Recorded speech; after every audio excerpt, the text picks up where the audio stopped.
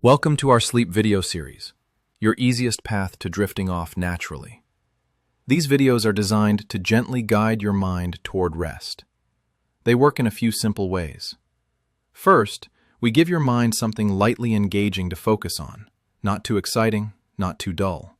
Just enough to keep your thoughts from wandering, but not enough to keep you awake. Next, through our proprietary neuro-relaxation technique, the pacing of the audio gradually slows as the video progresses. This subtle change encourages your mind to slow with it. The slowdown doesn't happen in a straight line. It follows carefully crafted patterns proven to support deeper relaxation. Finally, every element of the audio is intentionally calm, steady, and pleasantly boring, perfect for helping your mind settle into sleep. Before we begin, I encourage you to subscribe so you always have a new video ready for bedtime. And in return for these videos, we ask just one small favor. Please like the video and tell us in the comments where you're listening from, your city, state, or country, and what time it is for you. It motivates our team, helps us understand what's working, and builds a worldwide community of people who fall asleep together each night. It's always inspiring to see how others use these videos. Now, find a comfortable position, close your eyes, and let yourself unwind. There is a specific smell that defines the feeling of instant, crushing regret. For Zephyr, standing in the grand concourse of Port Xanthos, the galaxy's third busiest and seventh dirtiest transportation hub, that smell was a combination of ozone, stale artificial sweetener, and the damp, musk-like perspiration of 1,000 different species rushing to be somewhere else. It was the smell of adventure, technically speaking, but only if your definition of adventure included heavy doses of bureaucratic failure and minimal ventilation. Zephyr adjusted the collar of his uniform, which was a shade of orange best described as aggressive tangerine, and tried to look like he belonged there. He didn't. Until 3 weeks ago, Zephyr had been a data entry clerk on a planet so agriculturally focused that the local news cycle was dominated by tuber crop yields. He had spent his days in a gray cubicle entering numbers into a spreadsheet that predicted rainfall. It was a safe life. It was a quiet life. And Zephyr, being young and foolishly optimistic, had hated it. He had wanted the stars. He had wanted to see the shimmering nebulas of the outer rim and barter with merchants in the bazaars of Kepler 186f. So, he had updated his resume, embellishing his organizational skills with adjectives like visionary and galactic class, and fired it off into the interstellar subspace VerifyNet. He had aimed for a position in Strategic Logistics Command. However, due to a formatting error caused by using a pirated version of a resume-building software, the algorithm had read his application not as a request to move fleets of starships, but as a deep, burning passion to move misplaced umbrellas. The header, Logistics and Fleet Management, had been corrupted into Lost and Found Management. And so here he was, Port Xanthos, the gateway to the cosmos, and he was the janitor of its memory. A hovercart whizzed past his left ear, missing him by inches and leaving a trail of blue exhaust that tasted like copper.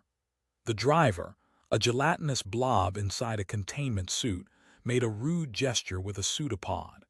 Zephyr waved back weakly. The noise of the station was a physical weight. Over the PA system, a voice that sounded like gravel tumbling inside a washing machine intoned, "Attention travelers. The gravity plating on Deck C is currently fluctuating between 1G and 0G. Please refrain from eating soup until further notice." Zephyr looked down at his datapad, which displayed a map to his new office. It led him away from the soaring glass atriums and the duty-free shops selling genuine moon diamond jewelry, and toward a service elevator that looked like it had survived a war, lost, and was now sulking. He stepped in. The buttons were sticky. He pressed B4, sub-basement 4. The lift descended with a groan that vibrated in his teeth. When the doors hissed open, the air changed. The recycled crispness of the upper levels was gone, replaced by stagnant, dusty air that smelled of old rubber and despair. This was the bowels of the station. Pipes hissed steam overhead, and the floor was a patchwork of metal grating that clanked under his boots. At the end of a long, flickering corridor stood a door with a frosted glass pane. Stenciled on the glass in peeling black letters was, Department of Reclamation and Redistribution, Lost and Found. Underneath, someone had scrawled in marker, Abandon hope, all ye who left your phone in the toilet. Zephyr took a deep breath, tasted dust, and pushed the door open. The office was a cathedral of clutter. It wasn't just messy. It was a chaotic monument to the forgetfulness of the sentient mind. Shelves lined every wall, stretching up to the pipe-riddled ceiling, groaning under the weight of things. There were piles of what looked like laser pistols, mounds of singular boots, always the left one, stacks of holographic tablets, and crates overflowing with strange, wriggling organic matter contained in stasis jars. In the corner, a mop bucket was humming a folk song in a minor key. Behind a desk that seemed to be made entirely of compacted trash, sat Zephyr's supervisor. Superintendent Clack was an arthropod of some variety, resembling a lobster that had gone into accounting and regretted it. He had 4 arms, 2 of which were furiously typing on a terminal, one of which was holding a steaming mug of sludge, and the 4th which was scratching a chitinous itch on his carapace. His eye stalks swiveled independently as Zephyr entered, locking onto the new hire with a gaze that conveyed profound exhaustion. "You're the new meat," Clack said. His voice sounded like someone stepping on dry leaves. "I'm Zephyr," Zephyr said, extending a hand. He realized too late that Clack didn't really have hands, just serrated pincers. He retracted the gesture and gave a thumbs up instead. "Reporting for duty, sir. Ready to organize." "Organize," Clack chittered, a sound like grinding gears. "He wants to organize. Look around you, boy. This isn't a library, it's where the universe vomits." Clack used a pincer to gesture vaguely at the room. "We process 4,000 items a day.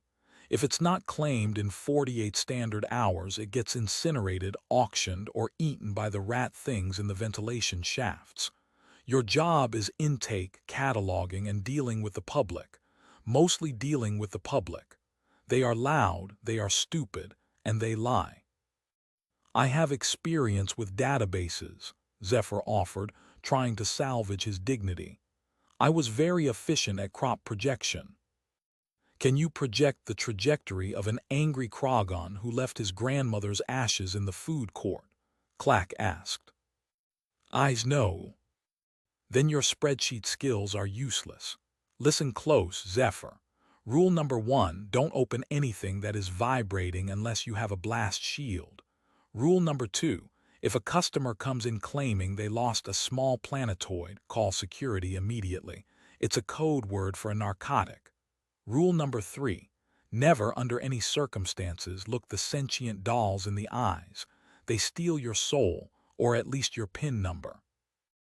Zephyr nodded rapidly, his brain trying to file this away. "Vibrating, drugs, evil dolls, got it." "Good, I'm going on break. My molting cycle is starting and I need to moisturize." Clack stood up, his many legs clicking against the floor. He scurried toward a back door, pausing only to point a claw at a metal chute in the wall. "That is the deposit chute. When the drone sweepers find something upstairs, they drop it down the tube. It lands in the bin. You sort the bin. Do not fall into the bin. We lost an intern that way last cycle. He's part of the inventory now." With that ominously vague warning, Clack vanished, leaving Zephyr alone in the silence of the reliquary. Zephyr stood in the center of the room, the orange of his uniform reflecting in the glass of 1,000 lost sunglasses. He felt a sudden, sharp pang of homesickness. He missed tubers. Tubers didn't vibrate. Tubers didn't have codes. Thump. The sound came from the deposit chute. Clatter, clang, thud. Something had arrived. Zephyr approached the bin, a large, rusted metal hopper beneath the chute cautiously. He peered over the edge. Lying in the center of the hopper was a metal box.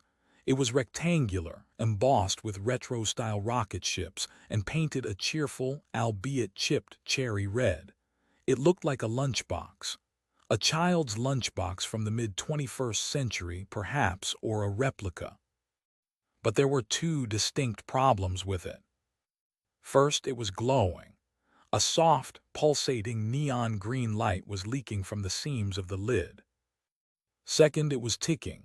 Not the rhythmic tick-tock of a clock, but a frantic, irregular asterisk click hiss asterisk sound, like a Geiger counter having a panic attack.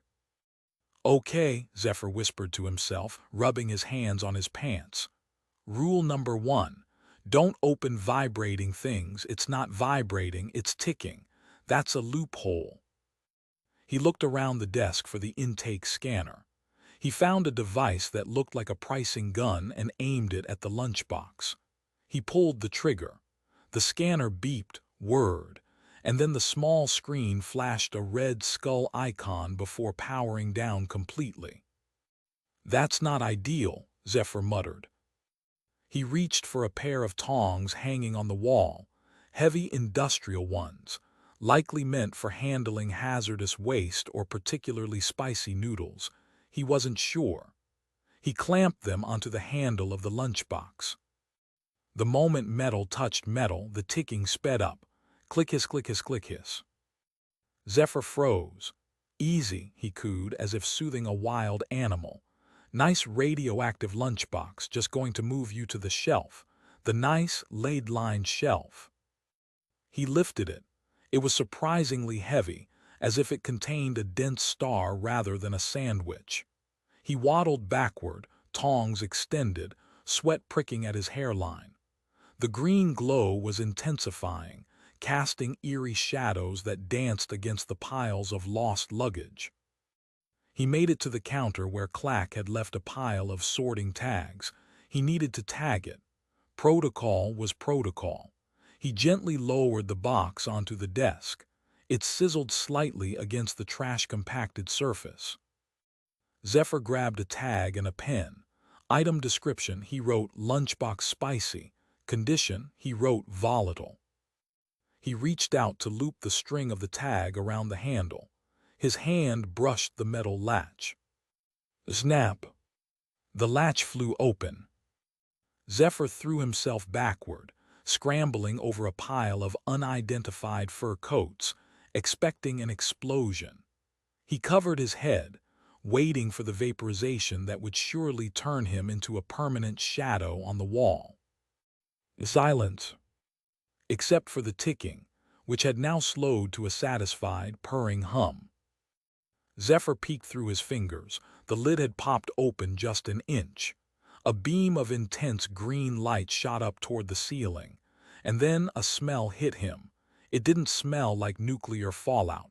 It smelled like sulfur and ham. He crawled back toward the desk, curiosity overriding his survival instinct, a genetic trait that explained why his ancestors were probably the ones who poked the saber-toothed tigers. He used the tongs to lift the lid fully. Inside, nestled in a bed of glowing foam, was a thermos and a sandwich wrapped in foil, but the foil was vibrating, and attached to the inside of the lid was a sticky note written in hurried, jagged handwriting. Warning, experimental subatomic condiment prototype inside. Do not shake. Half-life of mayo is 12 minutes. If found, return to doctor. Zarkov, Deck 9, Sector G. Do not eat. Will cause spontaneous invisibility and indigestion. Dr. Zarkov, Zephyr read aloud. Subatomic condiment. He looked at the sandwich. It was pulsing in time with the hum. Suddenly, a red light on the wall began to stroke, accompanied by a polite but firm siren. Whoop whoop, whoop whoop. A computerized voice, different from the one on the concourse, filled the small office. Radiological anomaly detected in Sector B4. Threat level, spicy. Deploying sanitation pacification droids. Sanitation what? Zephyr scrambled up. The door to the office burst open. Zephyr expected a SWAT team. Instead, two droids rolled in on singular wheels. They were shaped like giant eggs, painted a pristine, clinical white, but they each held a mop in one retractable arm and a stun baton in the other. Contaminant detected, the first droid buzzed. Its voice was auto-tuned. Prepare for scrubbing. Wait, Zephyr held up his hands. It's just a lunchbox, a really energetic lunchbox. Dirt is the enemy, the second droid stated. It revved its mop, which spun like a buzzsaw. Organic entity identified as source of mess. Incineration protocols engaged. No incineration. Zephyr grabbed the lunchbox with the tongs again, holding it out like a holy relic. I'm the manager. Well, the intern. This is inventory. The droids paused, their optical sensors dilating. They seemed to be conferring over a localized Wi-Fi network. Inventory, Droid 1 buzzed thoughtfully. Is inventory dirty? No, Zephyr lied. It is pristine. It is meant to glow. It is a lamp, a ham-scented lamp. The droids lowered their weapons. The buzzsaw mop slowed to a stop. Lamp recognized, Droid 2 said. However, radiation levels exceed OSHA standards for decorative lighting. Item must be claimed or neutralized. I'll get it claimed, Zephyr promised, his heart hammering against his ribs like a trapped bird. I just need to find the owner, Dr. Zarkov, Deck 9. You have 30 minutes, Droid 1 said. Before the mayonnaise goes critical, we will wait. The two droids rolled to either side of the door and powered down into standby mode, their red optical eyes dimming but still watching him, watching the lunchbox. Zephyr slumped against the desk. 30 minutes before the sandwich exploded or melted through the floor or turned the entire lost and found into an invisible gas. He looked at the sticky note again. Dr. Zarkov. He couldn't leave the office. Clack would kill him if he abandoned his post, and the murder maids at the door probably wouldn't let him pass with the radioactive ham. He had to bring Zarkov to him. He looked at the communications console on the desk. It was a prehistoric slab of buttons and dials. There was a microphone on a flexible gooseneck stand. Okay, Zephyr breathed. Public announcement, easy, just talk to the people, talk to the spaceport. He sat in the squeaky chair and pulled the microphone close. He flipped a switch marked asterisk all DECKS. A high-pitched screech of feedback tore through the air, causing the droids to twitch and Zephyr to wince. He adjusted a dial, clearing the static. He could hear the low hum of the open channel, the breath of the station itself. He imagined the thousands of beings out there. The tourists, the pilots, the smugglers, the families. He cleared his throat. Hello, his voice boomed, echoing slightly as it was amplified across 500 square kilometers of steel and glass. Is this thing on? Yes, okay. He took a steadying breath. He tried to channel the authority of a starship captain, but he suspected he sounded more like a terrified telemarketer. Attention, citizens, travelers, and entities of indeterminate biology of Port Xanthos. This is Zephyr from the Department of Reclamation, the lost and found, in the basement. He glanced at the lunchbox. The green light was now shifting toward a worrying shade of violet. The ticking was getting faster again. We have found an item, Zephyr continued, trying to keep the panic out of his voice. It is a red, retro-style lunchbox. It is currently emitting a significant amount of Cherenkov radiation and smells like a deli sandwich that is angry at God. He paused. He heard a distinct asterisk clunk from the droids as they rearmed their mops. If you are a Dr. Zarkov, Zephyr spoke faster, please report to the lost and found immediately. Your lunch is evolving. Also, the security droids are threatening to scrub me out of existence, and I really don't want my first day to end with me being mopped up. So, Doctor, if you want your subatomic condiment back, please hurry. And for everyone else, maybe stay away from the vents on level B4. If you see a purple glow, run. Thank you. Have a stellar day. He flipped the switch off. The silence rushed back into the room, heavier than before. Zephyr leaned back, staring at the lunchbox. It burped, a small, audible belch of ionized gas. Well, Zephyr said to the silent room, I asked for adventure. He picked up a stapler, just in case he needed to defend himself against a sandwich, and waited. The waiting, Zephyr quickly realized, was the worst part of the job. In the movies, the hero makes the announcement and the blast doors slide open immediately. In reality, there is a lot of sitting around listening to the rhythmic asterisk thrum hiss of a ventilation system that sounds like it has asthma. 5 minutes passed.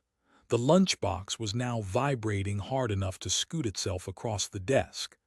Zephyr had created a perimeter around it using stacks of unclaimed techno-thriller novels. 20 minutes remaining, the droid by the door announced, its voice cutting through the quiet like a laser scalpel. I know, Zephyr snapped. He's coming, he has to be coming, who leaves a nuclear lunch behind. As if in answer, the pneumatic tube behind him hissed. Zephyr spun around just as a capsule shot out of the wall and landed in the wire basket with a metallic asterisk clatter asterisk. It wasn't a lost item. It was an interdepartmental memo. Zephyr uncapped the cylinder and pulled out a slip of flimsy paper. The text was printed in aggressive red ink. To Zephyr, Junior Associate. From Port Authority Command. Subject, unauthorized use of PA system. Be advised that use of the all-decks channel is reserved for emergencies, evacuations, and announcing the arrival of the Emperor's niece. It is not for locating snacks. A fine of 500 credits has been deducted from your future wages. Also, security reports a minor panic in the food court. People are afraid of their sandwiches. Stop it. Zephyr crumpled the note. It's not just a snack, he told the paper. It's a bomb with crusts. He looked at the door, still closed. He looked at the lunchbox. The violet light was starting to pulse in a heartbeat rhythm. Thump, thump, thump, thump. Okay, Zephyr said, standing up. Plan B. He didn't have a plan B, but saying Plan B out loud made him feel slightly more competent. He looked around the room for anything that could shield radiation. He saw a suit of armor that looked like it belonged to a medieval crustacean knight. It was heavy, rusted, and smelled like old shrimp, but it was thick metal. He dragged the breastplate over to the desk and placed it over the lunchbox. The ticking sound muffled slightly. The glow, however, just shined through the armholes. Better than nothing, he muttered. Suddenly, the door chime rang. It was a cheerful, melodic asterisk ding-dong that was completely at odds with the dungeon-like atmosphere of the office. Zephyr scrambled over the piles of junk. Dr. Zarkov. He hit the door release. The panels slid open. Standing, there was not a scientist in a lab coat. Standing there was a creature that looked like a bipedal badger, wearing a leather flight jacket and aviator goggles. He was holding a device that looked like a compass mixed with a blender. Behind him, peering nervously around the badger's shoulder, was a tall, thin humanoid with blue skin and a nervous twitch. "Where is it?" the badger thing barked. His voice was gruff and sounded like he smoked cigars made of gravel. He pushed past Zephyr, his nose twitching violently. "I smell the isotopes. They smell delicious." Are you Dr. Zarkov?" Zephyr asked, confused. "Zarkov," the badger scoffed. "No, I'm salvage. I heard the broadcast. Unclaimed volatile matter is fair game under Maritime Law 77B. Space Maritime Law, the blue man added helpfully. It's a very specific subset. "This isn't the ocean," Zephyr argued, trying to block their path. "And that's someone's lunch." "It's a subatomic prototype," the badger yelled, shoving Zephyr aside with surprising strength. He spotted the glowing breastplate on the desk. "Jackpot! Renfield, get the bag." Renfield, the blue man, fumbled with a satchel. "Boss, the droids look angry." The two sanitation droids had woken up. Their eyes were glowing a hostile red. "Unauthorized scavengers detected," Droid 1 stated. "Sanitation protocols upgraded to aggressive disinfection." "Scram tin cans." The badger pulled a grease gun from his belt and pointed it at the droids. "Whoa, no guns," Zephyr shouted, waving his arms. "This is a lost and found. We find things, we don't shoot things." The office was descending into chaos. The lunchbox was thumping against the breastplate. The badger was aiming a weapon. The droids were revving their mops. Renfield was trying to hide inside a tuba. And then a second chime at the door. Ding dong. Everyone froze. The badger lowered his gun. The droids paused their spinning brushes. Zephyr looked at the door. Slowly, the panels slid open again. A small, frantic man with hair that looked like it had been styled by an electroshock twisted into the room. He wore a lab coat that was stained with mustard and motor oil. He was panting heavily, clutching a Geiger counter. "Is it?" the man wheezed, doubling over. "Is it here, the ham, the infinite ham?" Zephyr pointed a trembling finger at the desk, under the armor. The man, Dr. Zarkov, presumably, let out a cry of joy. He rushed past the badger, past the droids, and shoved the breastplate aside. The lunchbox was shaking violently now. The violet light was blinding. "Just in time," Zarkov whispered. 10 seconds to Mayo criticality." He reached into his pocket and pulled out a small syringe filled with a blue liquid. With the precision of a surgeon, he jammed it into the sandwich. Hiss! A plume of steam erupted from the lunchbox. The violet light flickered, turned blue, and then faded to a dull, harmless gray. The ticking stopped. The silence that followed was profound. Zarkov slumped against the desk, wiping sweat from his forehead with a slice of cheese he found in his pocket. That was close. If that had gone off, everything in a 3-mile radius would have tasted like vinaigrette for 1,000 years. The badger lowered his grease gun, looking disappointed. "So, it's not gonna explode." "No," Zarkov said. He closed the lunchbox and latched it. "It is stable and delicious." "Boring," the badger grunted. "Come on, Renfield. Let's go find that hovercart that crashed in Sector 4. The scavengers turned and left, the badger muttering about wasted time. The droid scanned the room. "Threat neutralized," Droid 1 announced. "Area is messy but not radioactive. Returning to charging station. Have a clean day." They wheeled out, beeping cheerfully. Zephyr was left alone with the mad scientist. Zarkov clutched the lunchbox to his chest like a newborn baby. "Thank you," Zarkov said, his eyes wide and sincere. "You have no idea what this means to me, and to the condiments industry." "You're welcome," Zephyr exhaled, sinking into his chair. "Please, just take it, and maybe put a better lock on it." I will," Zarkov paused, reaching into his lab coat. I don't have any credits on me, but here. He pulled out a small, metallic object and placed it on the desk. It looked like a pen, but it defied gravity, floating an inch above the surface. An anti-gravity quill, Zarkov said, never runs out of ink. Writes in zero-G, don't drop it outside, it'll float into space. Bye. And with that, Zarkov sprinted out of the room, presumably to go eat his nuclear sandwich in safety. Zephyr sat there for a long time. He looked at the floating pen. He looked at the empty deposit bin. He looked at the scorch mark on the desk where the lunchbox had been. His heart was still racing. His hands were shaking. He had been threatened by droids, invaded by a badger, and nearly vaporized by a sandwich. He had broken protocol, been fined, and yelled at the entire station. Slowly, a smile crept onto his face. It wasn't the sweeping vistas of the outer rim.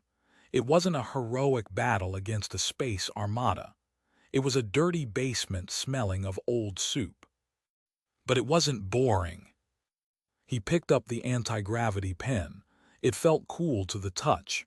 He grabbed a fresh sticky note. Day 1, asterisk, he wrote, the ink flowing smooth and silver. Survived. He stuck the note to his monitor. Just then the pneumatic tube hissed again. Thump. Another item landed in the bin. Zephyr stood up, walked over and looked down. It was a single, crystalline slipper.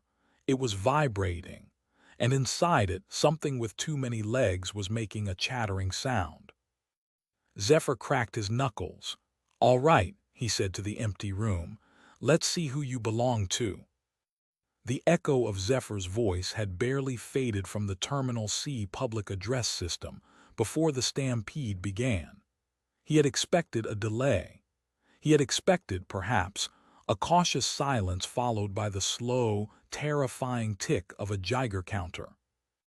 He had not expected the entirety of the Andromeda Transit Hub's transient population to decide that they, collectively and individually, were the rightful owners of a lead-lined box, currently emitting enough gamma radiation to microwave a frozen burrito from 3 rooms away. Zephyr sat behind the reinforced plexiglass of the lost and found counter, watching the horde approach. He adjusted his name tag, which was currently upside down and smeared with something that might have been ketchup or might have been engine grease, and sighed the heavy, rattling sigh of a man who realized his dental plan didn't cover radiation sickness. The first claimant to reach the desk was a shapeshifter, a species known colloquially as a mimic vorp. They were notorious in the sector, mostly because they lacked imagination. This particular vorp had decided that the best way to claim the lost item was to transform into a carbon copy of Zephyr himself, presumably operating under the logic that if he looked like the employee would trust him. The result, however, was horrifying. The vorp hadn't quite mastered human asymmetry, so his face was a perfectly mirrored, uncanny valley nightmare version of Zephyr, complete with a mirrored coffee stain on the wrong side of the shirt. "Hello, handsome employee," the doppelganger Zephyr said, his voice sounding like gravel tumbling down a metal slide. "I am here to collect my forgotten nutritional storage unit. It is me. You, us." Zephyr stared at his own distorted reflection. "You're claiming the lunchbox." "Yes," the vorp said, blinking its eyes independently of one another. "I left it because I am forgetful, just like you." "Okay," Zephyr said, leaning back and crossing his arms. "If it's yours, tell me what's inside. And keep in mind, if you get it wrong, I'm legally allowed to spray you with the hose." He gestured to a nozzle labeled *decontamination/de-escalation. The vorp sweated, a thick blue viscous fluid beading on its stolen forehead. Sandwich, ham. No, wait, uranium. Is it a uranium sandwich?" "Get out of the line," Zephyr said, reaching for the hose. The vorp dissolved into a puddle of sulking goo and slithered away toward the floor drains, muttering about customer service standards. Next up was a family of gelatinous blobs from the vacation nebula of Plorp. They were a cheery bunch, vibrating in harmony, holding what looked like tickets to Disney Mars. The father blob, a translucent mass of lime green, slapped a tentacle onto the counter with a wet thwack. "Greetings, Earth Thing," the father burped, the translation matrix on the counter struggling to keep up with the squelching noises. "We saw the glowing toy, the small ones." He gestured to 3 smaller, hyperactive puddles of slime bouncing off the walls. "They desire the warmth. They say it tickles their mitochondria. We claim it for recreational purposes." Zephyr rubbed his temples. The readout on his desk showed the lunchbox's internal temperature was rising. "Sir, it's not a toy. It's a containment vessel for something highly unstable. If your children play with it, they won't just glow, they'll achieve critical mass and take out the food court." "We are very durable," the mother blob chirped, extending an eye stalk to inspect the lead box sitting on the back shelf. "Ooh, it smells spicy, like burning electrons. We'll take 2. "It's not a gift shop item," Zephyr shouted, losing his patience as one of the blob children began trying to eat the velvet rope stanchions. "You have to prove ownership. What is the serial number on the bottom of the casing?" The father blob paused, vibrating thoughtfully. 7. "Security," Zephyr barked into his comms. 2 drone bots descend from the ceiling, gently herding the disappointed gelatinous family toward the departure gates, leaving a trail of slime that Zephyr knew he would have to mop up later. The line didn't shorten. It grew. It seemed everyone wanted a piece of the radioactive action. There was a paranoid conspiracy theorist, a Terran wearing a helmet made of tin foil and discarded solar panels, who leaned in close, whispering that the lunchbox contained the severed head of the original Elvis Presley, who was actually a Martian warlord. "It's government tech, man," the theorist hissed, his eyes darting around the empty luggage carousels. "They're trying to hide the king's brain waves. I can feel them. They're singing asterisk blue suede shoes into my molars. Give it to me, or the lizards win." "Sir, if you can hum the bass line to Hound Dog backwards, I'll consider your application," Zephyr said, deadpan.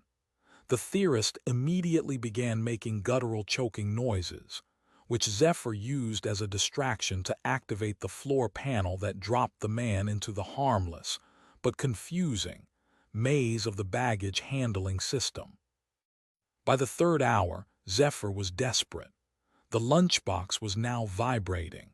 A low hum, like a choir of angry bees, was emanating from the shelf. He needed a new verification method. The standard fill-out Form 33B approach wasn't working because half the claimants couldn't hold a pen and the other half were eating the paper.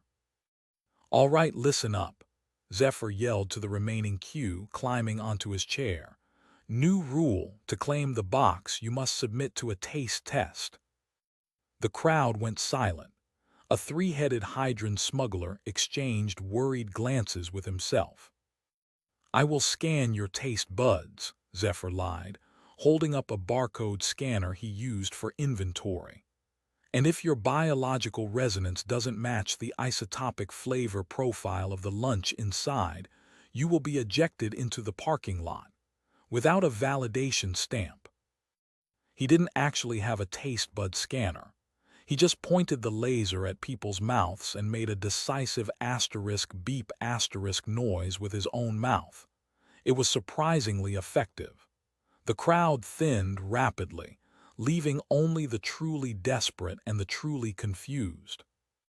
But just as Zephyr thought he might get a moment to breathe, the delivery chute behind him rattled.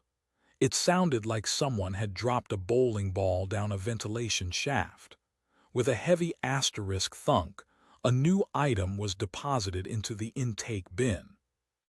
Zephyr spun around. It wasn't a suitcase. It wasn't a datapad. It wasn't even another radioactive lunchbox. It was a crystal orb. It was about the size of a melon, swirling with deep amethyst smoke. It sat on a jagged, golden pedestal that looked like it had been ripped straight out of a temple in a pulp fantasy novel. It didn't look like lost luggage. It looked like a plot device. Zephyr approached it cautiously. Tagging item number 492 alpha, he muttered to his recorder. Description, spherical, shiny, looks expensive, probably cursed. He reached out to stick a label on it.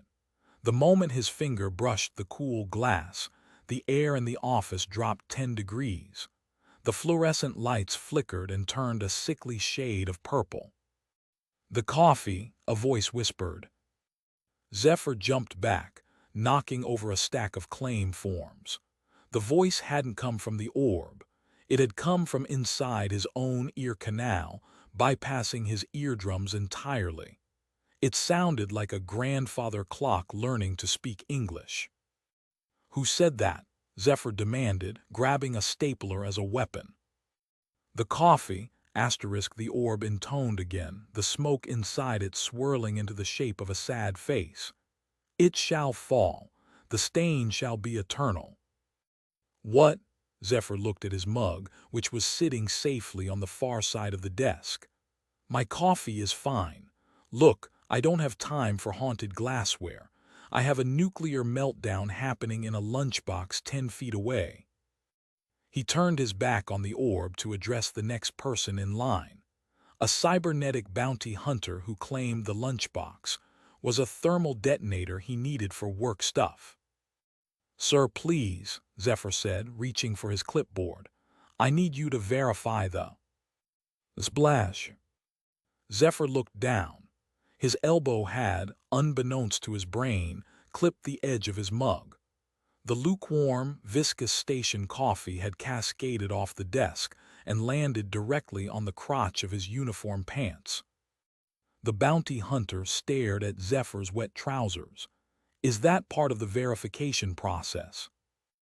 Zephyr gritted his teeth. He turned slowly to the orb. The smoke inside was now swirling in what looked distinctively like a jagged smile. "Coincidence," Zephyr muttered. "Just a coincidence." "The hairpiece," the orb whispered, louder this time. "The winds of change blow for the supervisor." Zephyr froze. Supervisor Vex was walking toward the booth. Vex was a terrifying humanoid with gray skin and a very precarious, very obviously synthetic toupee that he claimed was natural feather growth. "Zephyr," Vex barked, striding into the lost and found enclosure. "Why is the line out the door? Why is there a smell of ozone? And why are your pants wet?" "Sir, the lunchbox is active, and I'm doing my best to." "The gust comes," the orb boomed in Zephyr's skull. Suddenly, the air conditioning vent above Vex's head, which had been broken for 3 years, roared to life with the force of a jet engine. A concentrated blast of recycled air slammed downward. Vex's toupee didn't just fall off. It achieved liftoff. It launched into the air, did a mournful backflip, and landed directly in the intake bin, right next to the orb. Vex stood there, his bald head gleaming under the purple lights. He stared at Zephyr. Zephyr stared at the toupee. The orb seemed to pulse with silent laughter. I found your hair, sir," Zephyr squeaked. "I'm writing you up for atmospheric manipulation." Vex shrieked, covering his head with a clipboard and fleeing the office. Zephyr turned on the orb. "Okay, look here, inside voice rock, you need to stop. I can't deal with reality glitches right now. I have a crisis." "The crisis is flavorful," the orb whispered. "The ham decays, the atoms dance."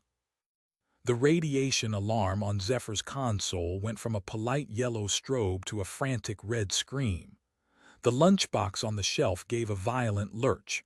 It was hopping now, actually hopping. The metal casing was beginning to glow a soft, lethal cherry red. The line of claimants instantly evaporated. The bounty hunter dived behind a vending machine. The conspiracy theorist was already trying to crawl into the ventilation ducts. "Oh, great!" Zephyr yelled, scrambling backward as the lunchbox rattled against the wall. "It's going to blow. I'm going to die in a spaceport kiosk next to a sarcasm orb and a pile of lost umbrellas." "He comes," the orb intoned, its voice deep and vibrating with gravitas. "The keeper of the lead." The automatic doors to the terminal slid open with a pneumonic hiss. A man stumbled in. He did not look like a hero. He looked like a breathing panic attack. He was wearing a lab coat that was buttoned wrong. One shoe was untied, and he was hyperventilating so hard he was fogging up his own glasses. He held a device in his hand that looked like a garage door opener taped to a whisk. "Wait!" the man screamed, tripping over his own feet and careening toward the counter. "Don't shoot! Don't incinerate! I'm here for the box." Zephyr peeked over the edge of the counter. "Who are you?" "I'm Gary," the man wheezed, slamming into the plexiglass. "Gary from Propulsion Engineering. I lost it. I left it on the shuttle when I got distracted by a really interesting advertisement for socks." "Gary," Zephyr shouted over the alarm, "is this a bomb?" "No," Gary yelled, tears streaming down his face. "It's my lunch, but—" "It's radioactive, Gary. Why is your lunch radioactive?" "Because I'm on a diet," Gary hysterical sobbed. "And okay, no, that's a lie. It's not just lunch. It's— Okay, look.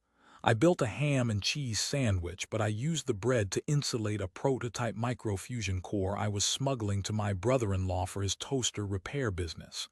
The cheese acts as a coolant, but without the stabilization field of my stomach acid, it's going critical." Zephyr stared at him. The orb whispered, "The cheese WEPS." "You mean to tell me," Zephyr said, his voice dangerously calm, "that there is a nuclear reactor inside a sandwich, inside that box, and it's going to melt half the station because you forgot it?" "Yes," Gary wailed. "Please, I need to eat it. It's the only way to stop the reaction. My digestive enzymes are the off switch. It's very specific biotech." Zephyr didn't hesitate. He grabbed the glowing, vibrating box with a pair of long-handled tongs and swung it over the counter. "Eat, Gary. Eat like the station depends on it, because it does." Gary scrambled for the box. He fumbled with the latches, burning his fingers, sobbing with joy and terror. He threw the lid open. An intense beam of green light fired up into the ceiling, instantly vaporizing a no-smoking sign. Inside, nestling in a bed of lead foam, was a sandwich. It looked unholy. The bread pulsed. The cheese was bubbling. Gary didn't wait. He grabbed the sandwich with both hands and shoved it into his mouth. The sheer horror on the bounty hunter's face, peeking out from behind the vending machine, was worth painting. Gary chewed frantically, his eyes bulging, his skin flashing briefly with X-ray transparency. Zephyr saw the guy's skeleton for a solid 2 seconds, before he swallowed with a massive, resounding asterisk gulp. The hum stopped, the red light on the box faded, the alarms silenced. Gary collapsed against the counter, panting, a catastrophic amount of mustard on his chin. He burped, and a small ring of smoke puffed out. "Oh, thank the stars," Gary wept, hugging the empty lead box to his chest. "I thought I'd lost you forever, Bessie." "You named the sandwich?" Zephyr asked, sliding down the wall to sit on the floor. "Bessie was special," Gary whispered, stroking the metal. "She was a spicy girl." He looked up at Zephyr, his eyes filled with gratitude and a slight green luminescence. "Thank you, you're a hero. You reunited a man with his science." "Get out of here, Gary," Zephyr said, exhausting washing over him. "Before you glow in the dark." Gary nodded, gathered his lead box, and scurried away toward the elevators, leaving Zephyr alone in the sudden silence of the office. Well, almost alone. Zephyr pulled himself up and looked at the counter. The chaos had cleared. The lunchbox incident was closed. But sitting there, innocent and swirling with amethyst fog, was the orb. It hadn't moved. It hadn't been claimed. In fact, the smoke inside seemed to be forming question marks now. Zephyr leaned in close to the crystal surface. "Okay, you, show us over. Who do you belong to?" The orb didn't answer immediately. The smoke shifted, forming the image of a three-eyed cat, then a burning skyline, then Zephyr's own face looking terrified. "The origin is forgotten," the orb whispered, the voice now sounding less like a clock and more like a dreamy melody. "But the future is knotted. Your shift has yet to end, Keeper. The parrot arrives at dawn." "The parrot," Zephyr frowned. "What parrot?" The orb went silent. The purple light faded to a dormant gray. Zephyr sighed, grabbing a rag to wipe up the puddle of coffee on the floor. He didn't know what the parrot meant. He didn't know why the orb was predicting his supervisor's hair loss. And he certainly didn't know who would come looking for a sentient, prophetic paperweight from a Martian temple. But as he squeezed the coffee-soaked rag into a bucket, he looked at the orb and felt a chill that had nothing to do with the air conditioning. The lunchbox was just incompetent engineering. This was something else. He picked up the orb to move it to the secure storage shelf. As he did, he felt a tiny vibration against his palm. Not a mechanical hum, but a heartbeat. Zephyr placed it on the shelf, right between a box of prosthetic tentacles and a bag of gravity boots. He grabbed a sticky note, wrote "do not listen to its lies" on it, and slapped it onto the glass surface.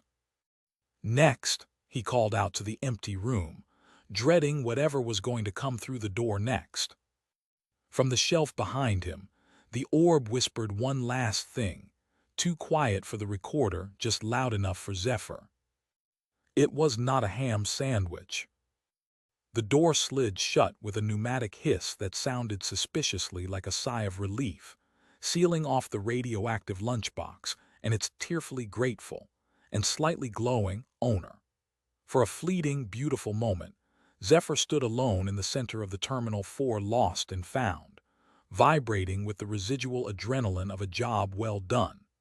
He had successfully reunited a sentient being with a ham sandwich that had a half-life of 4,000 years, and nobody had died. In the grand, messy tapestry of spaceport administration, that was a win. A solid, undeniable win. He took a deep breath, inhaling the stale, recycled air of the station mixed with the scent of ozone and floor wax, and allowed himself exactly 3 seconds of professional pride. He was a retrieval specialist, a curator of the misplaced, a guardian of the forgotten. And then from the intake bin behind the counter, a voice whispered, "Your posture is terrible, and you're going to die alone." The bubble of pride popped with a wet snap. Zephyr slumped, exhaling a groan that scraped the bottom of his lungs, and turned to face the intake bin. The backlog never slept. The backlog didn't care about his emotional victories. The backlog was a hungry beast, and today it was speaking to him. Lying atop a pile of confiscated gravity boots and a single, sobbing violin was the orb. It was about the size of a grapefruit, swirling with deep, violent violets and bruised purples, pulsing with a faint inner light that seemed to sync up with Zephyr's rising blood pressure. It was the whispering crystal of Kael'thar, or at least that's what the intake tag said in scrawled, panicked handwriting. The tag also said, "Warning, Moody, do not shake." Zephyr walked around the counter, his boot sticking slightly to the floor where a soda from the Andromeda Galaxy had spilled 3 days ago, a spill he was still afraid to touch without a hazmat team.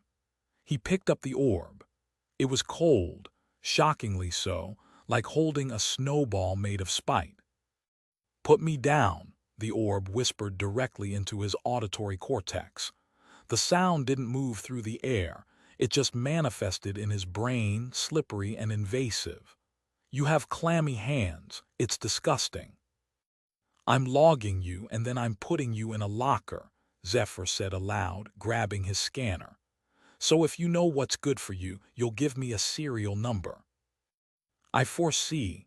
A locker," the orb intoned, its voice shifting from insults to a mock mystical resonance. "Dark, smelling of Jim's socks, a fitting tomb for a relic that has seen empires burn." "It's not a tomb, it's Shelf B, Section 4, Zephyr muttered, trying to find a smooth surface on the crystalline sphere to stick a barcode. The adhesive refused to bond with the relic's surface, peeling away as if the glass itself was rejecting the bureaucracy. "Come on, work with me here." "He is coming," the orb whispered. Zephyr paused, the sticker hanging from his thumb. "Who?" "The supervisor, because if it's Gary, tell him I'm on break." "The Seeker," the orb hissed, the violet swirls spinning faster, turning into a vortex of agitation. "The one with the ego the size of a dreadnought. He approaches. 3-2. The door chime dinged, a cheerful major key sound that was entirely inappropriate for the scene. The panels slid open, revealing a man who seemed to have been constructed entirely out of clichés from adventure holonovels. He wore a high-collared trench coat made of dragonhide leather, high orbital boots with unnecessary buckles, and a monocle that glowed with a red cybernetic targeting reticle. He stood in the doorway, backlit by the harsh halogen glare of the corridor, and struck a pose, one hand on his hip, the other gesturing dramatically toward the ceiling. "I am here," he bellowed, his voice booming through the small, cluttered office, rattling the jar of pickled Saturnian slugs on the back shelf. "I seek the whispering eye. I seek the relic that knows the end of all things. I am Dr. Regulus Vane, archaeologist of the void, and I demand audience with the keeper of the trove." Zephyr looked at the man, then looked down at the orb. "You called it," Zephyr admitted to the rock. "I also foresee him tripping over the door threshold," the orb whispered smugly. Dr. Vane strode forward with immense confidence, his cape billowing behind him despite the lack of wind, and promptly caught the toe of his boot on the raised metal track of the door. He stumbled, flailing his arms in a complex geometric pattern, before catching himself on the counter with a heavy, breathless thud. "I meant to do that," Vane wheezed, straightening his monocle. "A combat roll, aborted at the last second, reflexes." "Right," Zephyr said, leaning one hip against the counter. "Can I help you, Dr. Vane, or are you just here to perform gymnastics?" "The eye," Vane slapped a gloved hand onto the countertop. "I tracked its energy signature to this sector. My sensors indicate it is in this very room. Do not try to deceive me, shopkeep. I have wrestled sandworms on Dune Prime. I have debated philosophy with the gas mines of Jupiter. I will not be stonewalled by a man wearing a name tag that says, Zephyr." Vane said the name as if it were a mild intestinal condition. "Look, Doc," Zephyr said, rubbing his temples. "I've got a ball here that won't take a sticker. If you can prove it's yours, you can take it. I need a claim number, a photo ID, or a description of the item's specific neuroses." "It is not mine in the sense of ownership," Vane scoffed, leaning over the counter, invading Zephyr's personal space with the smell of old libraries and expensive cologne. "It belongs to history. It belongs in a museum, or more specifically, in my private collection, which will eventually become a museum after I die gloriously in battle." "Okay, so you don't have a claim ticket," Zephyr said, reaching for the under-counter panic button, then deciding against it. The paperwork for a false alarm was worse than dealing with a lunatic. Describe the object. It speaks, Vane shouted, his eyes gleaming fanatically. It whispers the secrets of the cosmos. It tells of the rise and fall of the Cytorak dynasty. It mostly just insults my hygiene, Zephyr noted, looking down at the orb. That is its defense mechanism, Vane cried.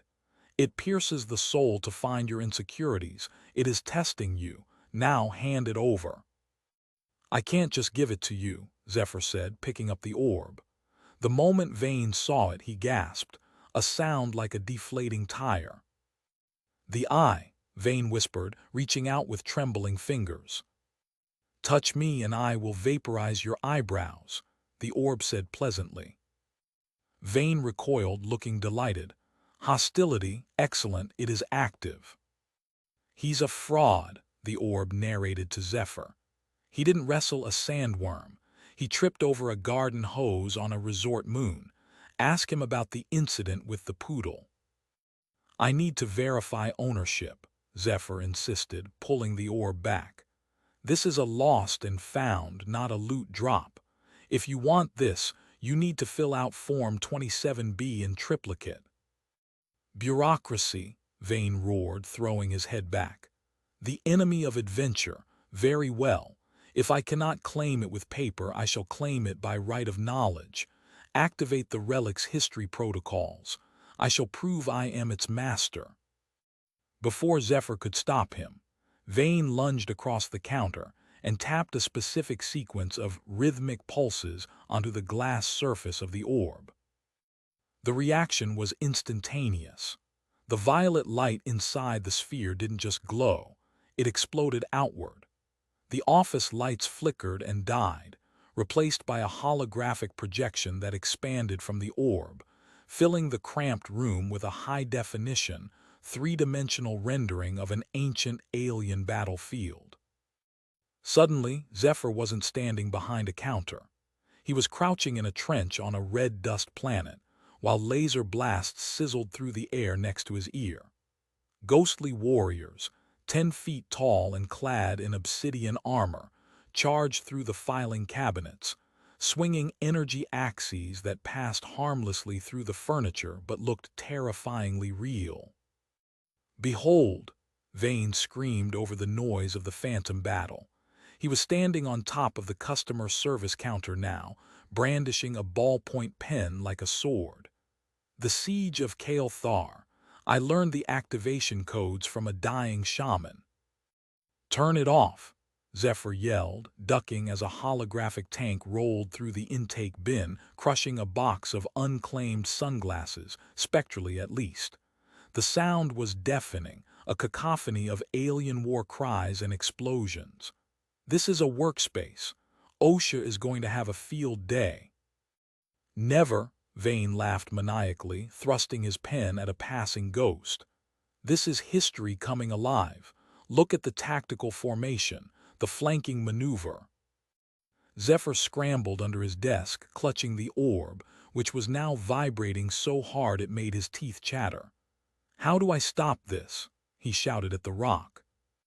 You can't, the orb whispered, sounding bored. The movie runs for 45 minutes. There are no subtitles. Enjoy the cinematography.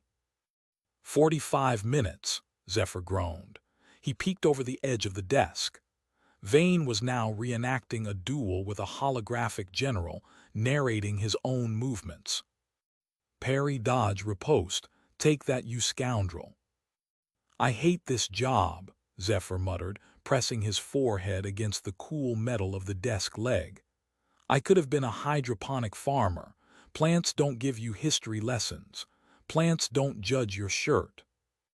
Just as he was resigning himself to waiting out the war, his eyes landed on a package that had been shoved into the far corner of the underdesk area.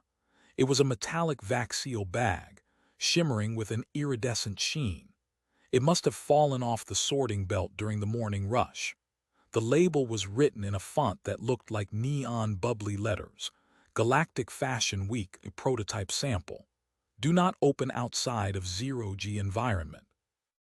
Zephyr looked at the chaos around him. Vane was screaming about honor. A holographic dragon was dive-bombing the coffee machine. The orb was critiquing Vane's footwork. Well, Zephyr thought, it can't get worse. He reached for the bag. Maybe there was something useful inside. A weapon, a shield, earplugs. He ripped the seal. There was a soft *F-whip* sound, like a pressurized can being opened. Out of the bag floated a sock.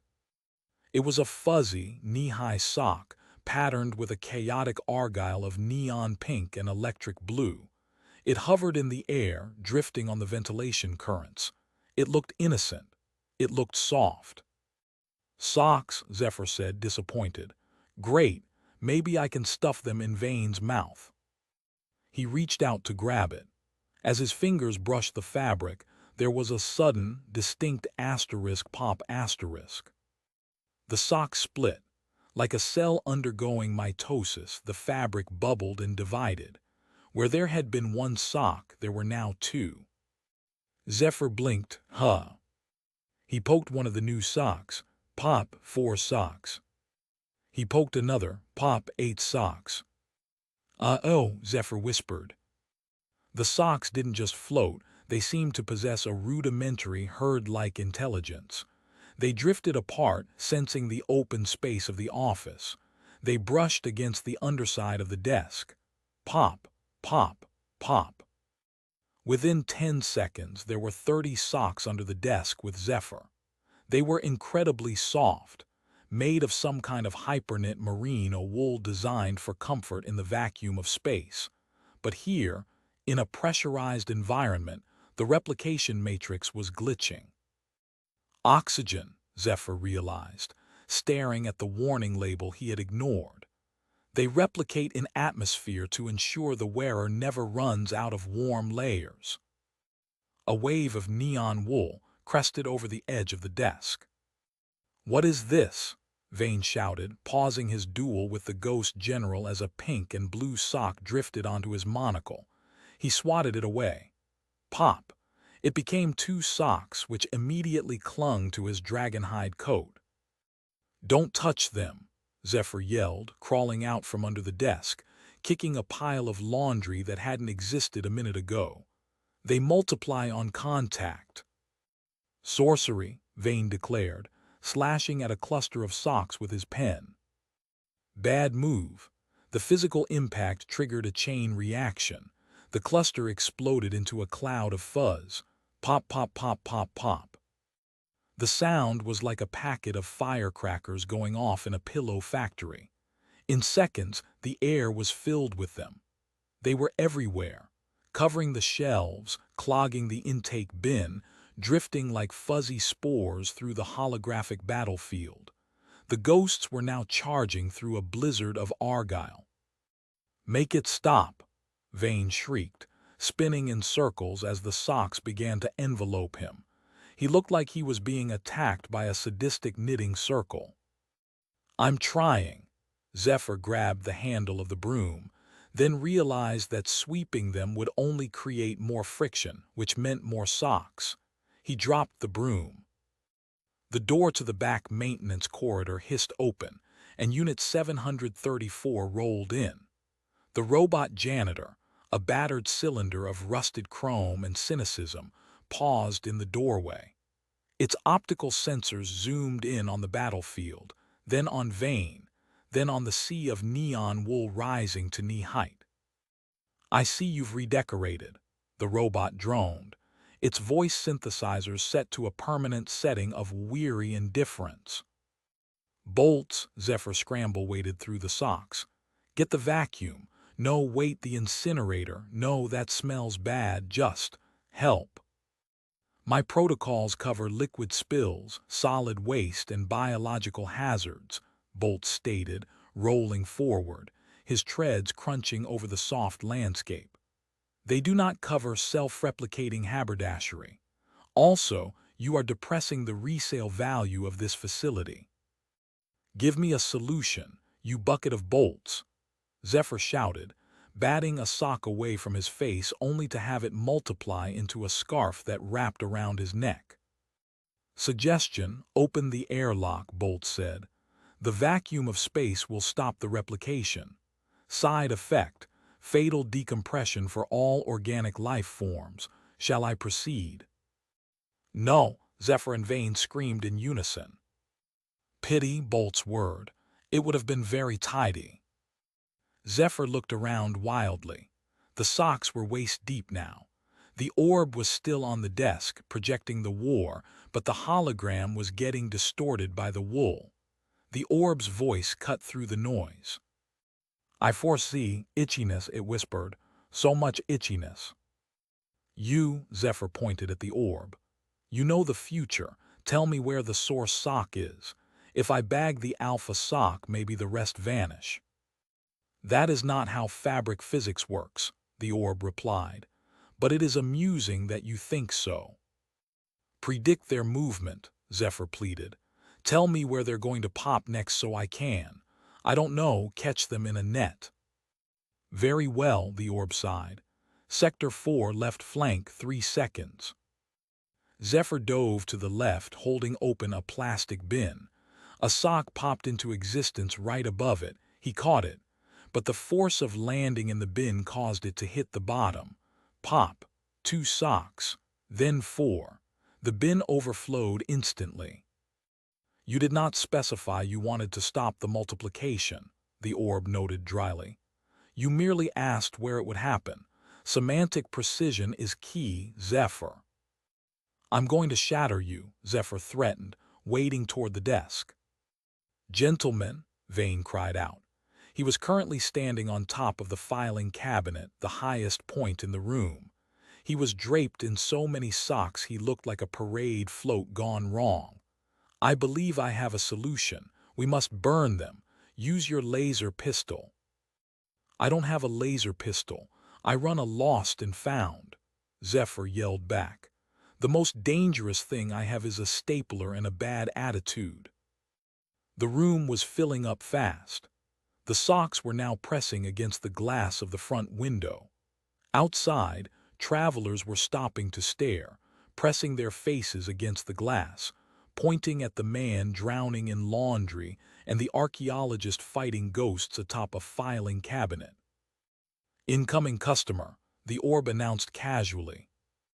"Don't you dare," Zephyr warned the door. The door dared, it slid open. Standing there was a squibnoblian, a large, gelatinous alien species that looked like a lime-green jellybean with legs. Squibnoblians were known for 2 things: their extreme politeness and their incredibly sticky, mucus-coated skin. "Excuse me," the squibnoblian burbled wetly. "I believe I left my—" The alien paused. It looked at the wall of neon socks that was held back only by the air pressure of the door. "Oh my," the alien said. Gravity took over. The wall of socks collapsed outward, cascading over the squibnoblian. "No, run," Zephyr shouted, wading forward. It was too late. The socks hit the sticky skin of the alien. The reaction was catastrophic. The friction of the adhesive mucus combined with the oxygen was like throwing gasoline on a fire. P-o-p-o-p-o-p-o-p-o-p-o-p-o-p. The sound was a continuous roar. The squibnoblian disappeared instantly beneath a mountain of multiplying wool. A muffled, polite scream echoed from beneath the pile. "My allergies," the alien gurgled. "I am allergic to synthetic blends." "Bolt," Zephyr screamed, "do something." "Generating music to mask the screams," Bolts replied, and immediately began playing a frantic, upbeat circus polka from his chest speakers. The absurdity of the moment hit Zephyr like a physical blow. Here he was, buried to his chest in self-replicating socks, listening to circus music, watching a hologram of a dead civilization fight a war in his office, while a pompous archaeologist swatted at laundry and a jelly alien swelled up from an allergic reaction. He looked at his hands. He looked at the orb, which was now floating on top of the soxy like a buoy. "Create a distraction," Zephyr shouted to the orb. "I need to get to the fire suppression system. If I flood the room with foam, maybe the pressure will stop them." "I foresee you tripping," the orb said helpfully, "over a plaid ankle sock in 2 seconds." Zephyr tried to step forward and immediately caught his foot in a loop of fabric. He face-planted into the soft, suffocating warmth of the sock pit. "Told you," the orb murmured. Zephyr thrashed, fighting his way back to the surface. He spat out a mouthful of pink fuzz. "Vane, stop fighting the ghosts and help me pull the alien out." "I cannot abandon the high ground," Vane shouted, wrapping a sock around his head like a bandana. "General Xylos is flanking." "The general is a hologram. The socks are real." "Reality is subjective," Vane countered, kicking a pile of socks onto bolts. The robot janitor sputtered. Sensors occluded. Wool content exceeded maximum capacity, initiating spin cycle protocol. Bolts began to spin. Fast. His manipulator arms extended, creating a vortex. It didn't clear the socks, it just flung them around the room at high velocity. Now, in addition to the multiplying piles, there were projectile socks ricocheting off the walls. Zephyr shielded his head. "This is it," he thought. "This is how I go, smothered by fashion technology in a dead-end job." He looked at the ceiling. He just needed to reach the manual override for the atmospheric recyclers. If he could suck the air out of the room, just for a second, lowering the oxygen levels might put the socks into dormant mode. He scrambled up the side of the shelves, using the boxes of lost items as stairs. A box of dentures, a crate of radioactive hamsters. He stepped on them all. "You can do it, Zephyr," he muttered to himself. Think of not dying." He reached the ceiling vent. He punched the emergency release. The vent opened, but instead of sucking air out, it blew air in. Fresh, oxygen-rich air pumped directly from the station's arboretum. The socks roared their approval. The replication rate doubled. The room was now pressurized with wool.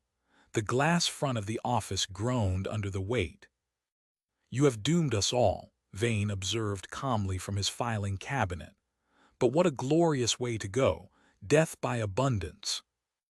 "It's just socks," Zephyr screamed, hysterical. "It's just socks." The pressure was immense. Zephyr was pinned against the ceiling. The Squibnoblian was a large, sneezing mound in the corner. Bolts was spinning blindly, playing the polka faster and faster. And then the door chime dinged again. It struggled to open against the pressure of the wool, the motor whining in protest. Finally, with a grinding screech, it forced its way open. The socks didn't spill out this time. They were packed too tight. They formed a solid wall of neon argyle in the doorway. A figure stepped into the frame, silhouetted against the corridor lights. It was a tall, slender being dressed in flowing crimson robes that shimmered with starlight. He held a staff topped with a sunburst icon. His face was gaunt, serious, and etched with the weight of 1,000 generations of holy duty. He was High Priest Kahlo of the Martian ascendancy, a man whose lineage traced back to the first dust temples of the Red Planet. He looked at the wall of socks. He heard the circus music. He saw Vane's head poking out of the wool near the ceiling. Tears welled up in the priest's eyes. His lower lip trembled. He raised a shaking hand toward the office. The priest choked out, his voice trembling with profound emotion. "I am here for my. Zephyr, pressed against the ceiling vent, couldn't move. He couldn't breathe. He could only watch as the high priest took a deep, shuddering breath, preparing to declare the holy nature of his lost artifact. "My grandmother's knitting bag," the priest sobbed, dropping to his knees. The prophecy said it would consume the world if left unchecked, the curse of the infinite weave. Zephyr stared. The orb floated past his face. "I didn't see that coming," the orb whispered. The socks surged forward, the wall broke, and the high priest vanished under a tidal wave of neon wool. The circus music reached a crescendo. Zephyr closed his eyes as the soft, fuzzy darkness took him.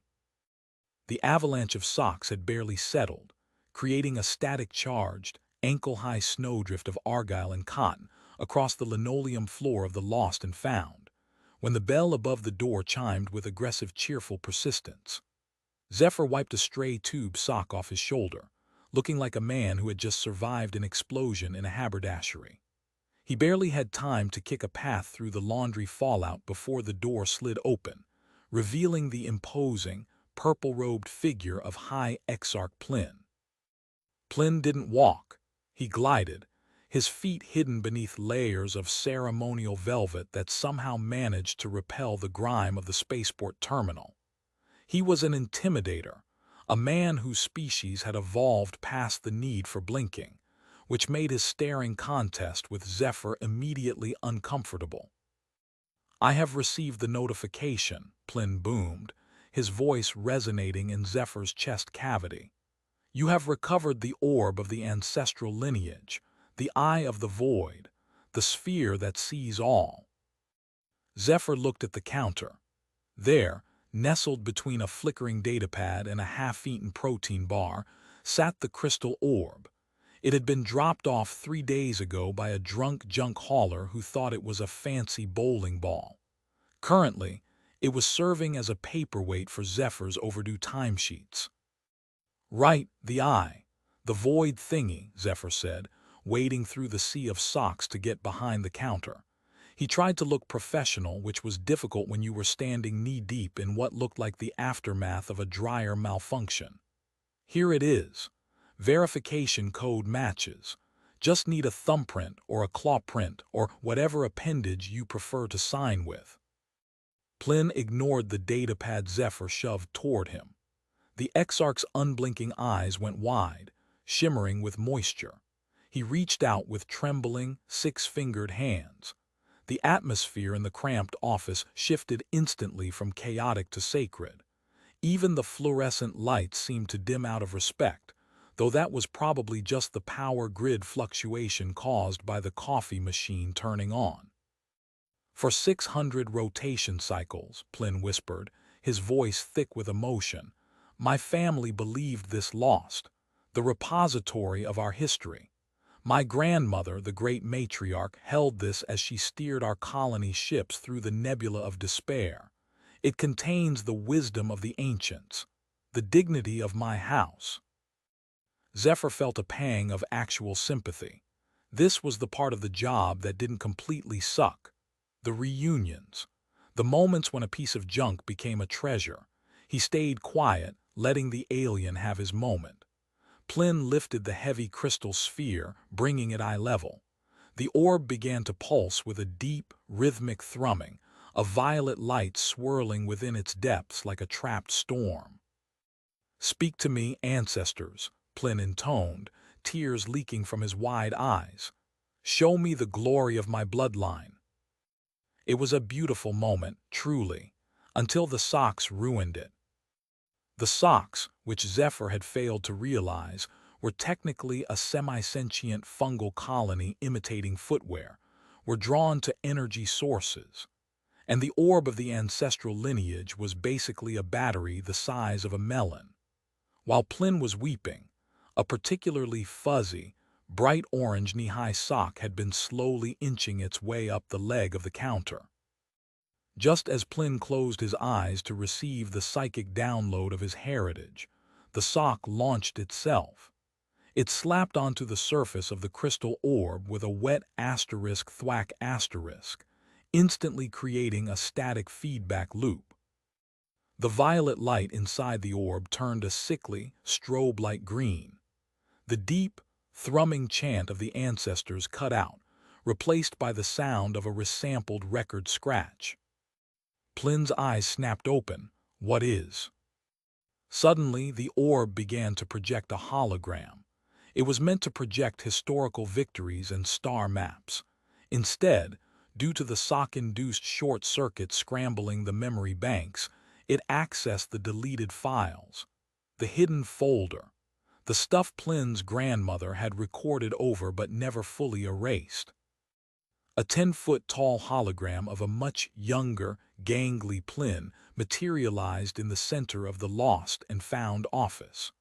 The holographic Plin was wearing what looked like spandex suspenders and was holding a hairbrush as a microphone. "Oh no," the real Plin gasped, his purple face draining to a pale lavender. The hologram began to sing. It wasn't a war chant, it wasn't a prayer. It was a bubbly, high-pitched cover of Oops, I Supernovaed Again, a bubblegum pop hit from the previous century. The holographic Plin was gyrating. He was attempting a hip isolation move that his species' skeletal structure simply did not support. It was hypnotic, horrifying, and deafeningly loud. "Trace files," the orb shrieked in a robotic voice that sounded suspicious like Zephyr's coffee maker. "Accessing. Secret teenage diaries. Entry 44. I hope Cindy Lou from the nitrogen mines notices my new mandibles." "Turn it off," Plin roared, clutching the orb, but the orange sock was stuck fast, pumping static electricity into the matrix. The projection shifted. Now it showed Plin attempting to learn to ride a unicycle and falling face first into a pile of manure. Zephyr bit the inside of his cheek so hard he tasted copper. He couldn't laugh. If he laughed, he was a dead man. He hurdled the counter, grabbing a pair of rubber tongs usually reserved for handling radioactive lunchboxes. "Hold still, your exarchness. It's the static." "My dignity," Plin wailed as the hologram shifted again, this time displaying a slide show of Plin's awkward molting phase, where he looked like a damp, sad crustacean. Zephyr lunged with the tongs, clamping down on the orange sock. It hissed at him, actually hissed, but he yanked it free with a grunt of exertion. The connection broke. The hologram of Plin in his underwear vanished into a singularity of green light, and the orb went dormant, returning to its quiet, violet pulse. Silence filled the room, heavy and thick, broken only by the soft squeaking of the other socks on the floor. Plin stood frozen, clutching the orb to his chest. He looked at Zephyr. Zephyr looked at Plin. The wisdom of the ancients is vast and mysterious," Zephyr said, his voice trembling with the effort to keep a straight face. "Metaphorical, even." Plin straightened his robes with a sharp jerk. He tucked the orb under his arm like a football. "You saw nothing," he hissed. "This transaction is complete. If you speak of this, I will have your station reassigned to the waste reclamation deck of a garbage scow." "Saw what?" Zephyr said, widening his eyes innocently. "I was too busy fighting the laundry." Plin spun on his heel and marched out, ignoring the few stray socks that tried to hitch a ride on his velvet train. The door whooshed shut, leaving Zephyr alone in the silence. He held the breath for 3 seconds, then collapsed onto his stool, putting his head in his hands, shaking with silent, painful laughter until his ribs ached. But the job wasn't done. It never was. Zephyr looked down. The socks were regrouping. They were forming a phalanx near the mini-fridge. "Oh, hell no," Zephyr muttered. He hit the intercom button on his desk. "Maintenance? Yeah, this is lost and found. I need bucket. Yes, the unit, not a literal bucket. Send Scrub 4. We have a code Argyle situation. Bring the heavy vacuum." 10 minutes later, the door slid open to reveal Scrub 4, a robot that looked like a trash can welded to a unicycle, sporting 2 mop arm attachments and a singular, glowing red eye that always looked slightly disappointed. "I was polishing the executive washroom," Scrub 4 droned, its voice synthesizer sounding weary. The marble was finally gleaming. Why have you summoned me to this pit of despair, organic unit? Look down, bucket, Zephyr said, gesturing to the floor. Scrub 4's optic sensor angled downward. Textiles, it stated. Self-replicating fungal-based textiles. Disgusting. You biologicals and your desire to cover your pedal extremities. They tried to eat a diplomat, Zephyr said, grabbing a broom. Let's herd them into the incinerator chute. The next hour was a montage of slapstick violence. Zephyr and the robot janitor worked back-to-back like action heroes in a movie nobody would pay to see.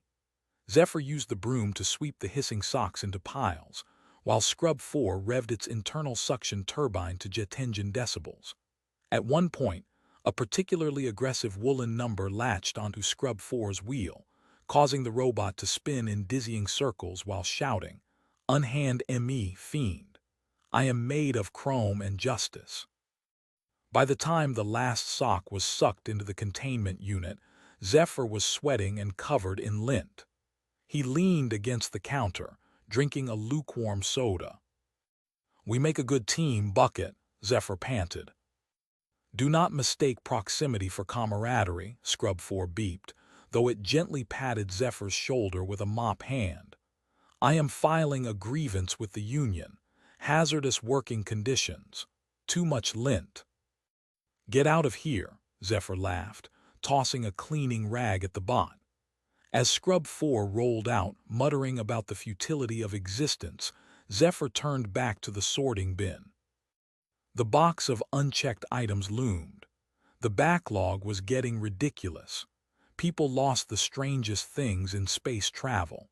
So far today, he'd cataloged a left boot made of solid gold, a crate of levitating terrified chickens, and a dentures set that chattered politics when you opened the box. He reached into the bin and pulled out the next item,